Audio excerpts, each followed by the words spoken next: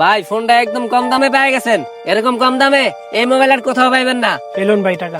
ঠিক আছে ভাই, এলেন মোবাইল। ভাই টাকাটা তো গনলেন না, গয়না নেন। আরে ভাই সমস্যা নাই, আপনি বিশ্বাস করে দিচ্ছেন না, গোনা লাগবো না।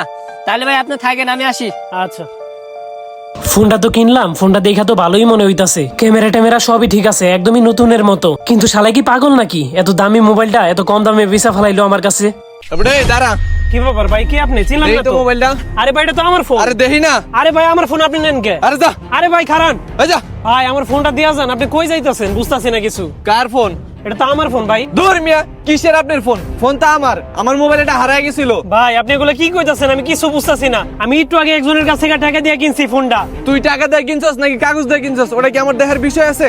আমার মোবাইল আমি খুঁজে পাইছি, এটাই তো বেশি। কিরে ওরা এলাকার ছোট ভাই সবুজ দা, কি হইছে ওখানে দেখি তো। আরে ভাই দেন আমার ফোনটা দেন তো, ছাড়েন। ওই তুই মোবাইল নিছস কে? এই কি পুরো ভিডিওটা দেখতে চাইলে এখানে ক্লিক করুন।